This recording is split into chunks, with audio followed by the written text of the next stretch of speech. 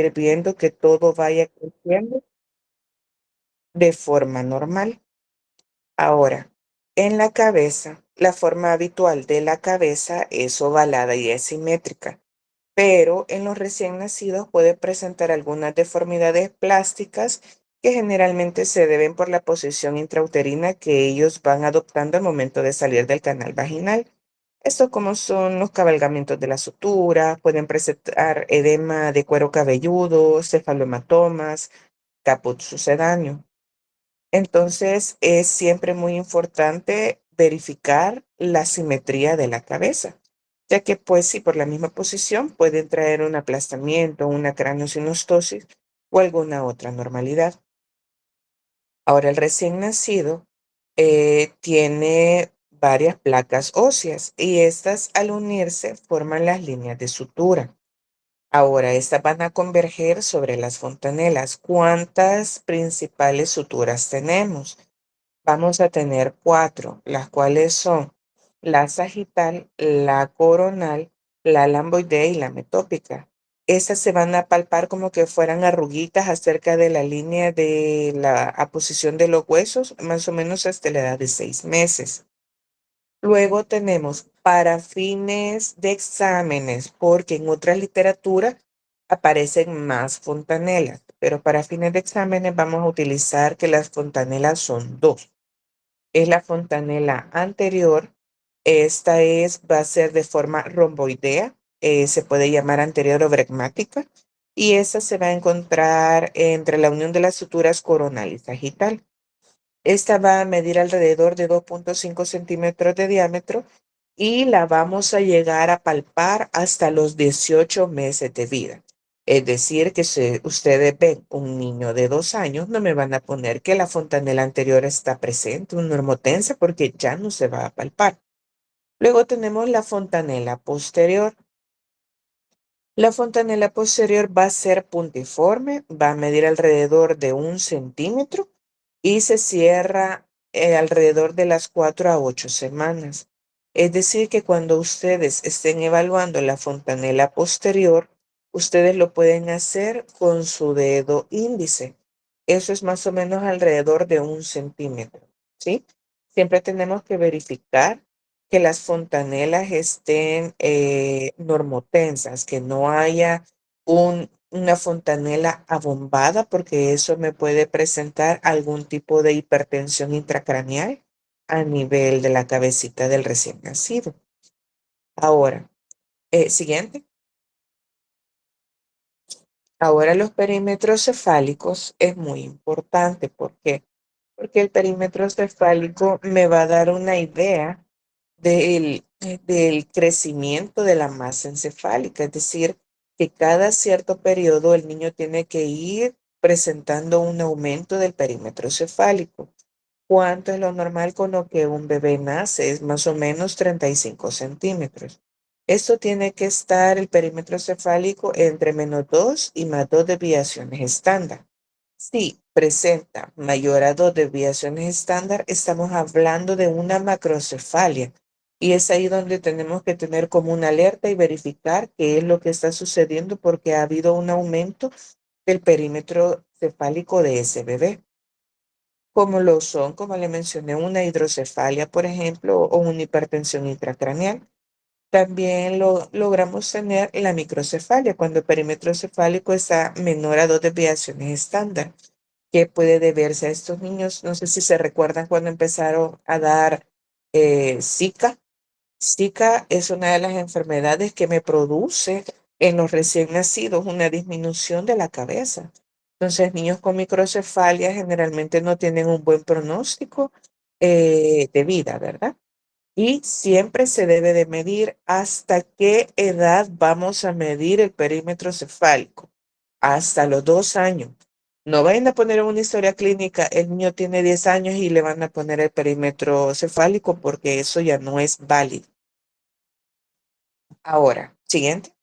La craneosinostosis, este es un cierre precoz de las fontanelas. Por eso es importante hacer las palpaciones, porque si están cerradas, quiere decir que no tenemos el espacio para el crecimiento de la masa encefálica y qué enfermedades se pueden ver asociadas, ya sea un síndrome de Cruzot, de Apert, Carpenter y Pfeiffer. ¿Qué tipos pueden presentar de craneosinostosis, ya sea la escafocefalia, plagiocefalia y la metópica?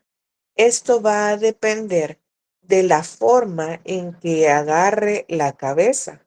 Es decir, unas se van a ver en forma de sandía, otros se van a ver como que fuera cabecita como tipo marciano, pero ahí es donde nosotros, si nosotros no sabemos evaluar, no vamos a poder verificar que haya un cierre precoz de esa fontanela. La plagiocefalia, como ustedes pueden ver en la imagen, es una simetría de los huesos del cráneo. Generalmente se da el aplanamiento de algunos, como les expliqué, a veces dan incluso es por la posición. Digamos que un niño lo permanecen acostado boca arriba. La parte occipital generalmente presenta una deformación plástica y eso sí mejora, porque a veces a los niños se les pone como un tipo casquito para poder hacer que la simetría de la cabeza vuelva a la normalidad. Y todo va a depender de lo grado, ¿verdad? Leve, moderada o qué tan severa puede ser. Siguiente, siguiente. Bueno, luego tenemos lo que son las lesiones del parto más frecuentes. Entre ellas son el cefalohematoma, que generalmente vamos a ver que es una hemorragia subperióstica. Esta, ¿cómo vamos a diferenciarlo de un caput sucedáneo? Vamos a ver que respeta las suturas, es decir, que si nosotros verificamos que ese cefalohematoma únicamente es unilateral, es decir, ya sea a la derecha o a la izquierda, pero jamás al centro, estamos hablando de un cefalohematoma. La piel tiene que verse sin cambios, va a aparecer en horas o días posterior al parto. Por eso es importante también que hagamos una palpación de forma adecuada de la cabeza. También tenemos que la resolución espontánea va a ser de 6 a 8 semanas. Luego tenemos el caput sucedáneo. El caput es una colección serosanguinolenta subcutánea. Más o menos es como la presencia de un edema. Vamos a ver que nacen como que fueran marcianitos, pero a diferencia del cefalohematoma, ese se va a presentar en medio de la sutura.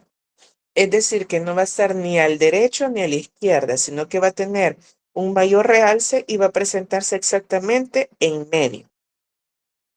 Vamos a ver que la piel va a presentar un eritema o equimosis. La aparición es posteriormente al parto. La resolución se va a hacer en 48 a 72 horas. Incluso a veces se puede tardar un poquito más, pero ustedes le explican, ¿verdad? A la mamá, esto es normal, son las lesiones que se dan durante el parto. Y hay que verificar también en los cefalomatomas que no sean tan grandes, que esté sangrando algo más a nivel de la cabeza y nosotros lo que estemos confundiendo como un cefalohematoma. Siguiente.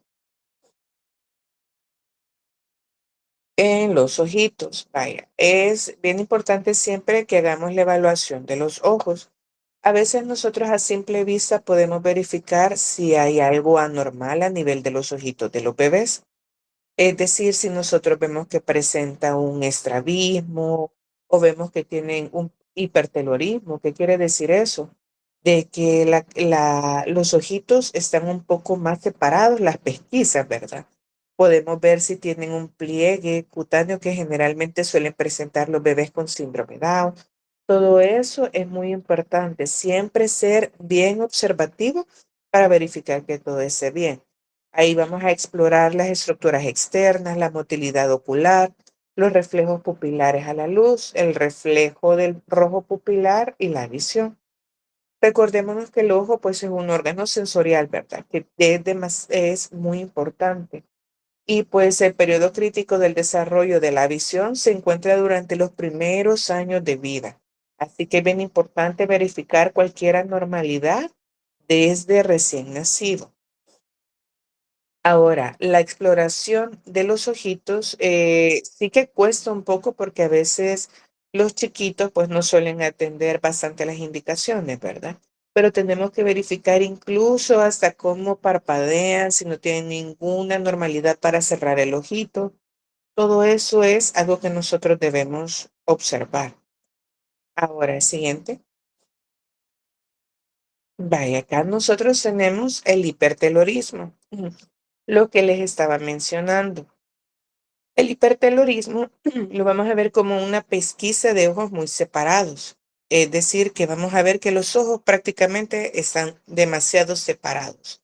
Vamos a ver que la distancia interpupilar va a ser mayor a 5,5 centímetros. Entonces, ahí es donde nosotros vamos a ver que sí hay algo anormal, ¿verdad? Y es normal verlo desde que ustedes están haciendo la inspección de la carita del bebé. Y vamos a apreciar como un tipo de engrosamiento del puente nasal y se puede asociar a distintos síndromes malformativos, que es otra cosa que nosotros vamos a evaluar, como por ejemplo a nivel del párpado. Debemos observar que tengamos una adecuada simetría y apertura de los párpados. Observar que no tengamos ninguna presencia de enrojecimiento, hinchazón o algún tipo de edema que pueda ser patológica.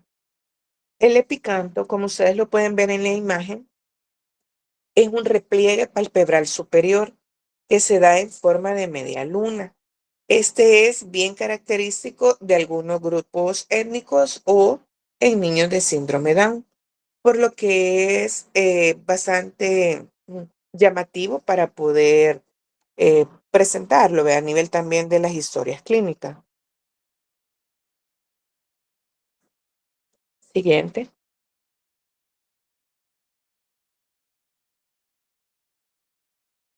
Vaya, ahora las estructuras externas del ojito. Los párpados, como les mencionaba, tenemos que verificar su simetría, su apertura y que no presente ninguna otra normalidad como una chalación que generalmente suelen observarse, ¿verdad? Como hinchazones a nivel de los párpados. En algunos casos incluso puede llegar a supurar pus y todo eso tenemos que ver, verificar para poder brindar el tratamiento. También tenemos que verificar lo que son las lágrimas. La glándula lagrimal no secreta lágrimas hasta los 2 o 3 meses de vida. En caso de encontrar un lagrimeo constante, debemos sospechar una posible obstrucción del conducto lagrimal. Luego tenemos la esclerótica, que se está tapizada por toda la conjuntiva vulvar y su color es blanco, no es rojo, no es azul, no es amarillo, es blanco. Y en algunos niños puede verse amarilla posterior al nacimiento, pero eso va relacionado con una ictericia neonatal. Luego tenemos la conjuntivas. El color normal de la conjuntiva palpebral es rosada, mientras que la conjuntiva vulvar es transparente. La coloración de ambas puede comprometerse si hay enfermedades sistémicas que generalmente pueden presentar como la anemia o la ictericia, ¿verdad? Siendo habitual estas que se pongan un poco rojas o en los procesos de infecciones, ya sea también por infecciones o irritantes químicos que caigan a nivel de las conjuntivas. Luego tenemos la córnea. La córnea, suele ser transparente, ya que este permite el paso del estímulo luminoso. Siempre se debe descartar la presencia de alguna opacidad o turbiedad a nivel de la córnea, porque es aquí donde nosotros debemos descartar que no haya una presencia de cataratas. Luego tenemos las pupilas. Las pupilas generalmente son redondas, son regulares y son iguales, es decir, son simétricas en ambos ojitos. Nosotros tenemos que verificar que haya la presencia de una dilatación pupilar, a lo que le conocemos como midriasis, o la contracción pupilar, ¿verdad? Y eso lo hacemos cuando nosotros estamos realizando el reflejo. Y también debemos ver que si la pupila tiene diferentes diámetros, a eso se le llama anisocoria.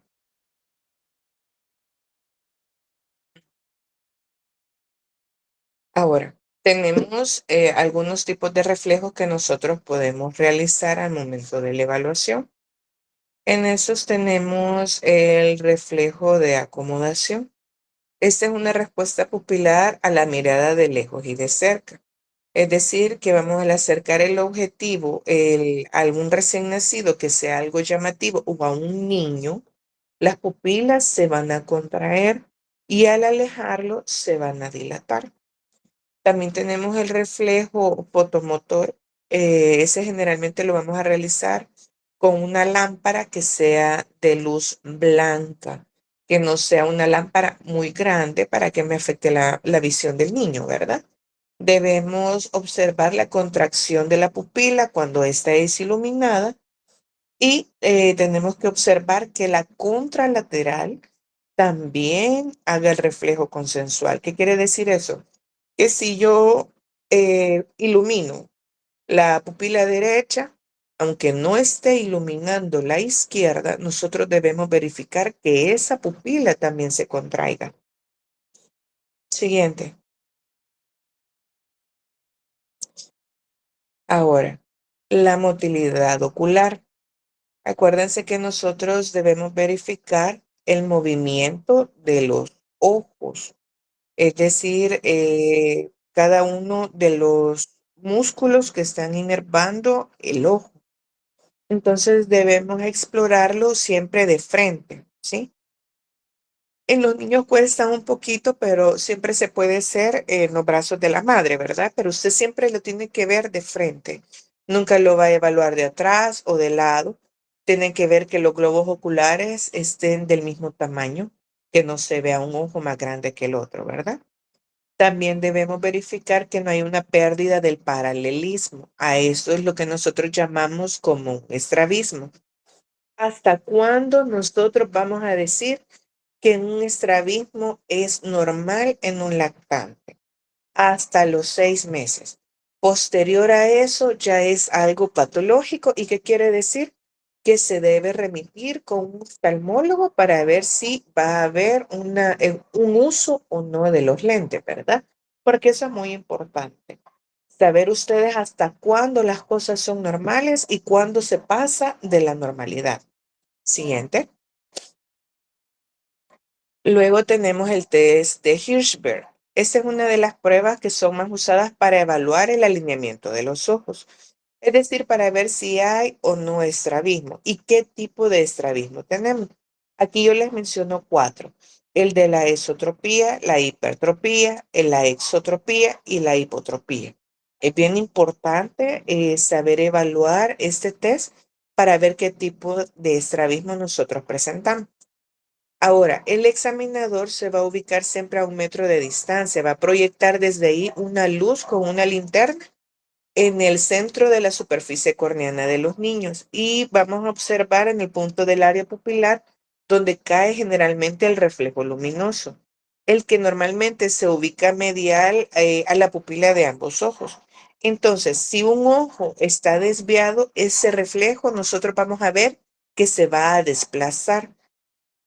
Eso sí, por eso les explico, es importante hacer algunos tipos de test. En la otra imagen pueden ver hacia dónde se mueve el ojo cuando ustedes hacen el reflejo luminoso, ¿verdad?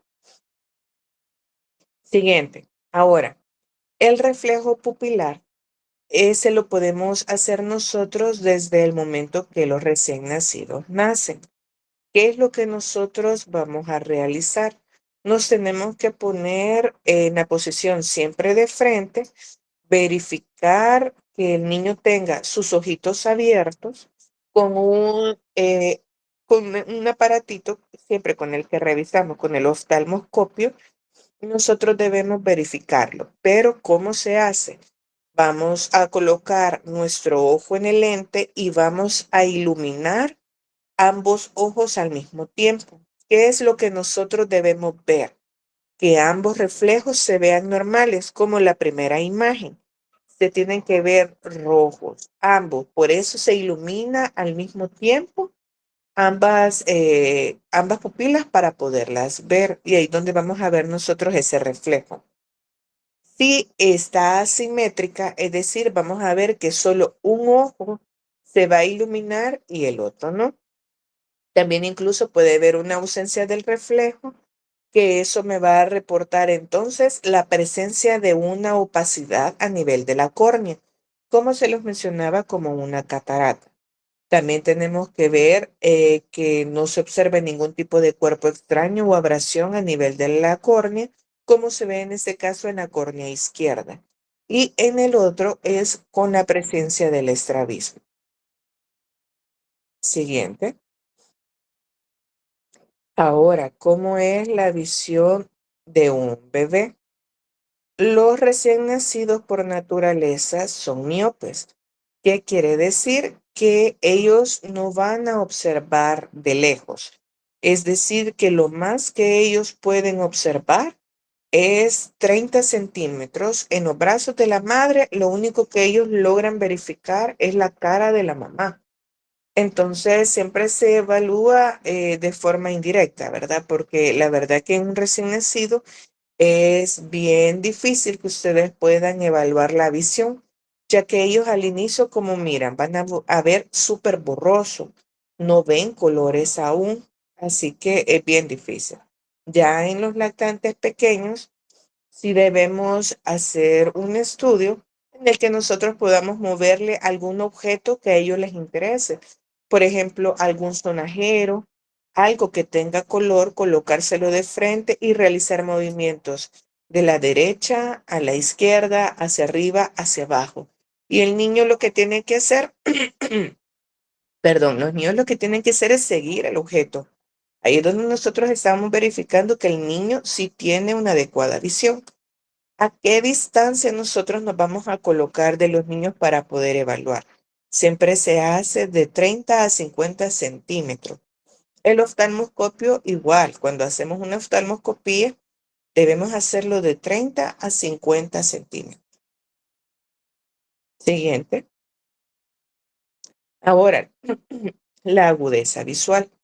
¿Cómo nosotros vamos a evaluar la agudeza visual en un niño? La agudeza visual, nosotros podemos ver que en los niños de 3 y 6 años, para eso existen algunos tipos de cartilla. Estas tablas se llama de tumbling. Esto nosotros vamos a colocarlo así como hace el oftalmoscopio cuando vamos a una evaluación. Debemos colocarlo por lo menos a 1 metro de distancia y debemos hacerlo leer cada uno según el número, digamos, número 1, 2, 3, qué tipo de letras son. Entonces, ¿por qué lo hacemos en niños entre los 3 y los 6 años? Porque a esta edad ellos ya saben qué tipo de letra estamos nosotros mostrando, ¿sí? La agudeza visual para esta edad, lo esperado es de 20-30. En los niños mayores de 6 años se hacen el uso de las cartillas de Snellen. Y la agudeza visual ya para los 6 años debe ser de 20-20. Siguiente. Ahora con las orejas. Las orejas es bien importante que nosotros observemos que no tengan una baja implantación o tengan alguna anormalidad o vengan acompañados de los que son apéndices preauriculares. En las orejas va a incluir siempre la inspección y la palpación de los pabellones auriculares. Debemos realizar también la otoscopía para poder hacer la evaluación del oído externo, el oído medio para ver el tímpano y también podemos hacer funciones auditivas, ¿verdad? A través de pruebas directas o indirectas. En los pabellones auriculares debemos observar que tengan una adecuada simetría y su implantación esté acorde, ambas, y que no haya ningún tipo de anormalidad. Tenemos que tener presente que pueden presentar malformaciones. Incluso en algunos casos pueden tener una disminución del pabellón auricular, lo que nosotros conocemos como una microtis. También la implantación baja de orejas, este es bien característico de los niños que tienen síndrome Down. ¿Y cómo vamos a saber si un niño tiene implantación de las orejas bajas? Vamos a trazar una línea horizontal imaginaria entre el canto ocular externo, es decir, como la parte externa del ojo, y la protuberancia del occipucio, y la otra de forma vertical perpendicular a la anterior. Entonces debemos observar que el pabellón auricular, el polo superior, debemos ver que si sobrepasa o no a esa línea imaginaria que nosotros estamos trazando. Ahora, siguiente, la otoscopía. Vale. El oído siempre se explora a través de la otoscopía. Cuando un niño se queja de dolor a nivel del oído, sobre todo los niños más grandecitos, generalmente ellos suelen rascarse la oreja, es decir, que se ven irritables y se ve como que se rascan, ¿sí? Ese puede ser como algo característico que ustedes pueden ver en un niño. Ahora, ¿cómo nosotros vamos a realizar una otoscopía? En los niños pequeños cuesta un poco, pero se puede hacer en los brazos de, de la madre, ¿verdad? O del padre o de la persona que esté, para que nosotros no podamos hacer una laceración al momento de introducir el otoscopio. Siempre es importante ver la membrana timpánica. ¿Cómo es la membrana timpánica? Igual que la del adulto, ¿sí? A menos que haya un cambio de coloración, que la veamos que esté demasiado abombada o que veamos algún tipo de eritema a nivel de del tímpano, pues nosotros estamos ante una infección, ¿verdad? Y eso es muy importante también verlo. Ahora, ¿cómo lo vamos a realizar? Siempre, si ustedes se fijan, en el otoscopio tienen diferentes tipos de conitos, que son los que nosotros vamos a usar según la edad del niño. Ahora, en un recién nacido, generalmente el conducto externo es recto. Por eso es que nosotros el otoscopio le debemos introducir de forma recta. Ahora, cuando es un lactante menor, ese lo vamos a introducir traccionando el pabellón auricular hacia abajo para poder enderezarlo, para poder tener un mejor aspecto de la membrana timpánica. Y ya en el periodo preescolar vamos a traccionar el borde superior del pabellón y suavemente hacia arriba y hacia atrás, a modo que se nos pueda abrir un poco el conducto auditivo y podamos tener la presencia del tímpano. Es bien importante también en los recién nacidos realizar algo que se llama emisiones fotoacústicas. Eso generalmente se realiza con un aparato para nosotros verificar si ellos escuchan de ambos oídos, porque en un recién nacido, pues claro, ¿verdad? Si nosotros notamos que no hacemos un ruido bastante fuerte y el niño no voltea a ver, no se asusta, no llora, entonces ahí a nosotros nos está tirando una alarma, ¿verdad? De que está pasando algo. Así que eso es bien importante. Hay un lugar que se llama CALE, que es el Centro de Audición y Lenguaje, que es donde los niños son referidos para que se les haga estudios complementarios para verificar también que tengan una adecuada audición. En los niños más grandecitos, ¿qué es lo que sucede? Las mamás dicen, no, no me presta atención.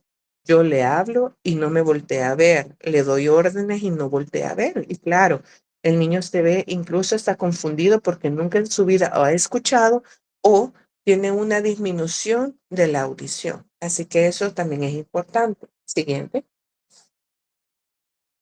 Ahora con la nariz. La nariz tenemos que inspeccionar siempre su tamaño, en la forma y el color. ¿Por qué? Porque en algunos casos, si nosotros vemos el tamaño, tenemos que ver que sea un tamaño adecuado, que sea simétrica la nariz, que no tenga alguna desviación del tabique, porque en muchos casos el tabique se ve como quebrado. También tenemos que ver el color, es decir, que no tenga una coloración cianótica o una coloración de eritema, ¿verdad? Generalmente las narinas siempre van a estar orientadas hacia adelante de los recién nacidos y a medida que el puente nasal crece se van dirigiendo hacia abajo.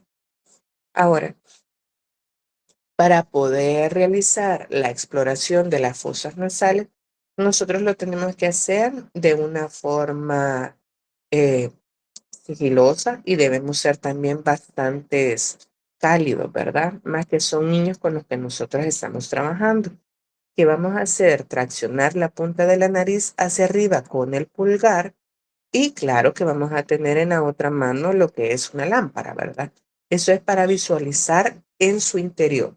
¿Qué vamos a ver? Si hay presencia de moco, cómo están las vibrisas, si hay algún enrojecimiento, si hay algún sangrado. Y lo que no faltan son los cuerpos extraños en los niños pequeños, que generalmente se suelen meter jueguitos de Lego o arroz o maíz, granitos. Eso es bien importante porque a veces las mamás llegan, mire, es que ha tenido bastante moco o ha presentado algún sangrado, le escucho que ronca al momento de dormir, lo escucho congestionado. Entonces nosotros siempre debemos visualizar adentro de la nariz si no hay presencia de algún cuerpo extraño. Siguiente. Vaya, los senos paranasales. Esos senos paranasales están dentro de los huesos craneanos y siempre se van en crecimiento en los momentos de la infancia. No todos los senos paranasales están presentes en el momento del nacimiento, así que es importante que ustedes se aprendan en qué momento esos se van desarrollando. Porque es importante evaluar los senos paranasales para descartar una sinusitis. Siguiente. En esta tabla yo les traigo a qué edad están presentes y a qué edad ya están desarrollados. Entonces, porque hay bastantes niños que dicen, fíjese que me presenta bastante tos y moco, ya le di tratamiento con antialérgico y no mejora. Entonces, ahí es donde nosotros sospechamos que puede haber algún tipo de infección a nivel del seno paranasal y según la edad, nosotros así vamos a evaluar los senos paranasales. Siguiente. Ahora vamos con la cavidad oral y faringe.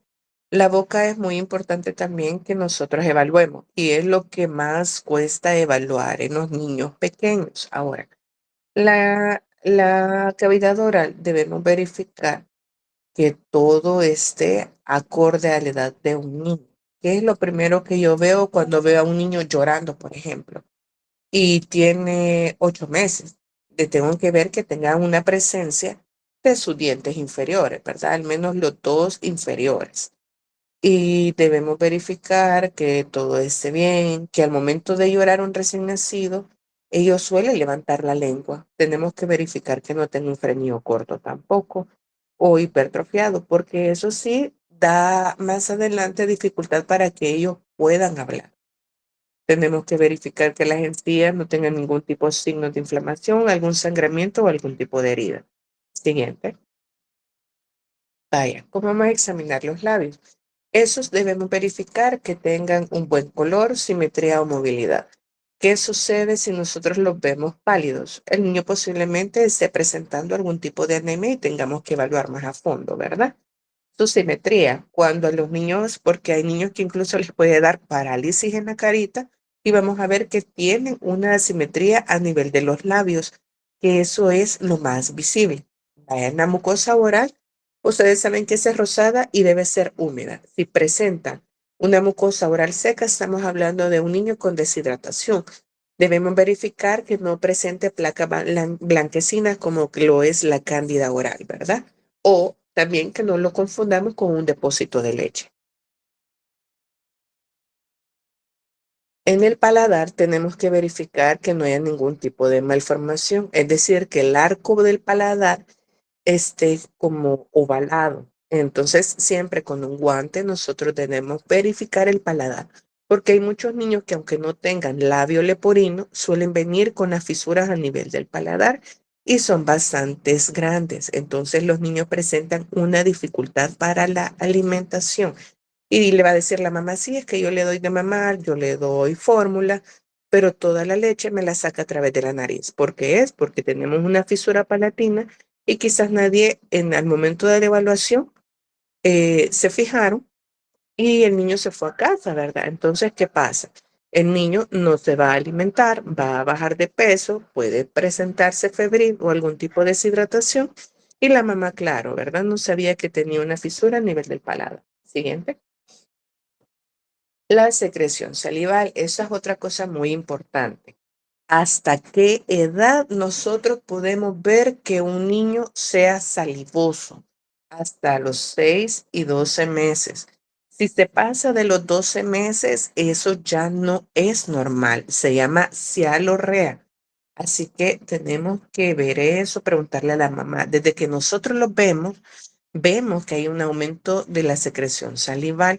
Generalmente cuando los niños le están creciendo los dientitos, es normal que ellos se metan la manita en la boca y estén chorreando saliva. Pero ya después de los 12 meses, eso ya no es normal y posiblemente tengan una hipotonía de los músculos orbiculares de la boca. Y por eso es que los niños no tragan la saliva y la mantienen y empiezan a chorrear, ¿sí? También el aliento es bien importante. ¿Por qué? Porque a un niño pequeño no le va a oler feo la boca, ¿sí? Entonces, si yo siento que tienen una presencia de halitosis, yo puedo creer que tienen un proceso infeccioso, ya sea a nivel oral, es decir, a nivel de algún diente, es decir, que tenga alguna caries, o sea una mala higiene bucal, o también sea algo sistémico. Es decir, algo que está pasando a nivel del estómago que está produciendo que ese olor salga a través del estómago, de la boca.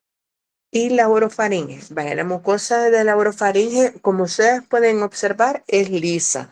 No tiene ningún tipo de pliegue. Va a ser rosada y no va a presentar secreciones. Tenemos que ver el tamaño amigdalino. ¿A partir de qué edad crecen las amígdalas?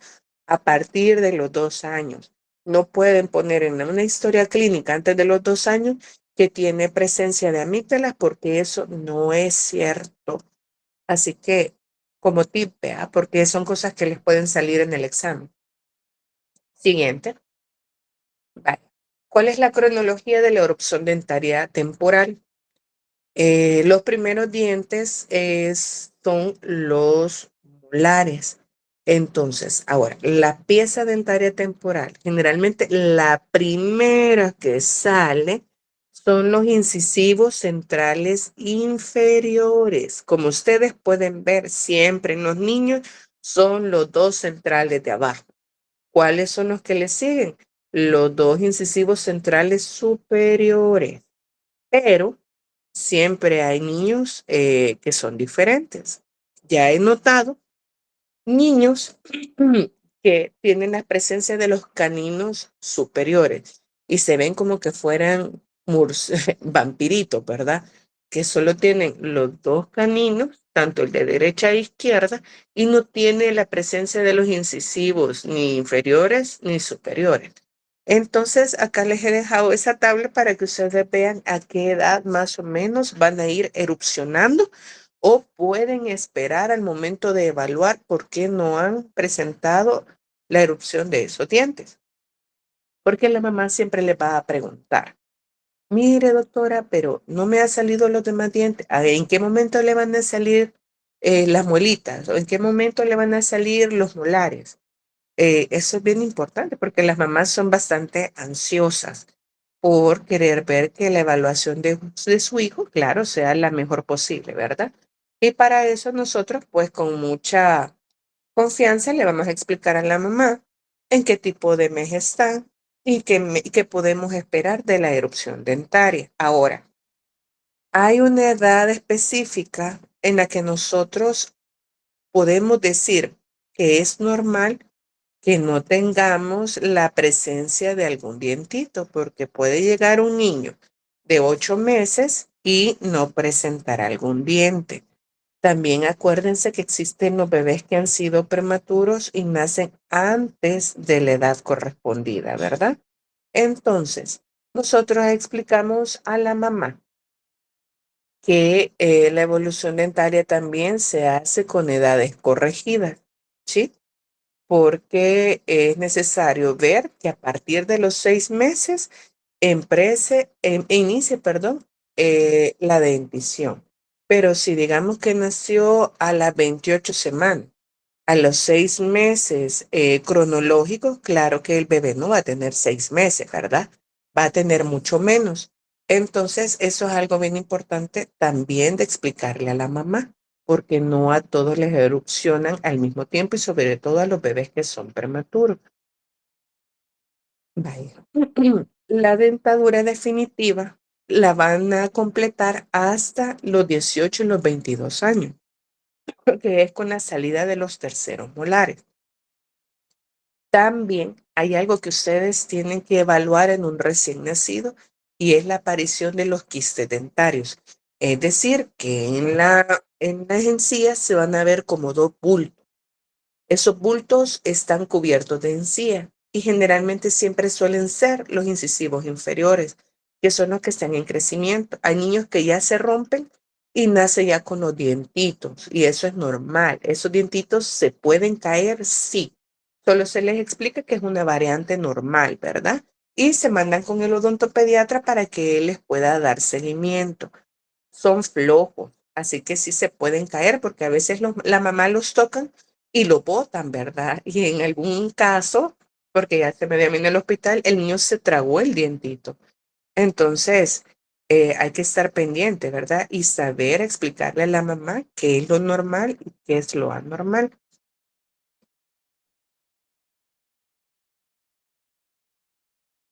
Ahora, en términos general, vamos a decir que va a aparecer un diente nuevo cada mes, de modo que entre los 2,5 y los 3 años se va a completar la fórmula dentaria temporal de un niño, ¿sí?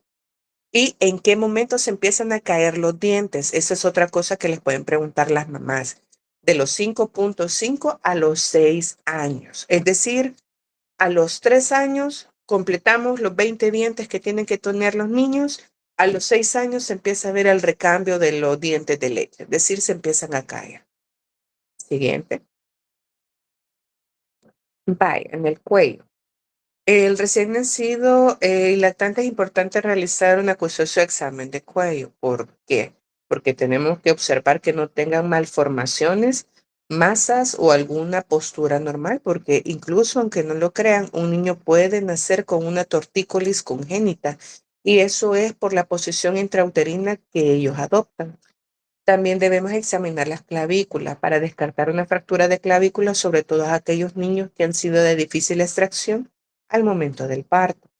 También cuando un niño lactante presenta un cuadro infeccioso, debemos palpar el cuello porque ahí nosotros tenemos las cadenas ganglionares, tanto posteriores, preauriculares, posauriculares, y se dejan ir las líneas. Eso sí lo pueden buscar ustedes en un libro. Debemos sospechar que no tengan ningún tipo de adenopatía. Un niño que permanece con tos más de 15 días, como que fuera un sintomático respiratorio, vemos presencia de adenopatías a nivel del cuello y presenta alguna otra normalidad más, incluso nosotros podemos sospechar en una TB. Entonces, es importante siempre la examinación del cuello, ¿sí? O para verificar que no sea algún otro tipo de infección. También vamos a ver que en los escolares debemos evaluar siempre la característica de la tiroides, porque en algunos casos ellos pueden llegar a presentar algunos tipos de nódulos. Acuérdense que el cuello siempre se evalúa con usted colocándose en la parte posterior, igual es con los niños, nunca es de frente. Siguiente. Y ahí tenemos el signo de Brudzinski. Este, para descartar meningitis, es que nosotros lo realizamos. Cuando el niño está en decúbito, nosotros tenemos que verificar y flexionamos lo que es el cuello y qué hace el cuerpo. Me va a flexionar ambas piernas. Entonces, el signo de Brudzinski es positivo para una meningitis. En el siguiente imagen son las tipos de adenopatías. ¿Qué pasa si un niño presenta una adenopatía de este tamaño o cualquier adenopatía en ausencia de un proceso infeccioso? Siempre debemos también descartar una leucemia, ¿sí? Y lo que nosotros hacemos para paz mental también es tomar una ultrasonografía abdominal, perdón, una ultrasonografía del cuello. ¿Por qué? Porque tenemos que ver cuáles son las características por dentro de estas masas o adenopatía. También tenemos que describir si son móviles, si no son móviles, si son pétreas, si son blandas, si están calientes, si es líquido lo que tiene adentro. Todo eso es muy importante que nosotros podamos describirlo en una historia clínica y a la evaluación. Y pues la tiroides, que como nosotros decimos, siempre puede presentar un hipotiroidismo congénito. ¿Y cómo vamos a saber si un niño tiene hipotiroidismo congénito? A través de los tamizajes metabólicos. Hoy a nivel nacional, siempre del segundo al tercer día de vida, a todo bebé se le debe realizar ese tamizaje. Es un tamizaje metabólico en el que nos ayuda a descartar 5 enfermedades metabólicas graves en los recién nacidos, dentro de las cuales viene el hipotiroidismo. Y para los bebés prematuros siempre se toma un segundo tamizaje metabólico que es propiamente para TSH, para descartar el hipotiroidismo congénito desde el nacimiento. Y eso es todo lo que les traía, así que su compañera les puede compartir la clase. Les voy a mandar más tarde el libro del cual lo saqué, entonces si ya lo tienen, ya les digo, el libro se llama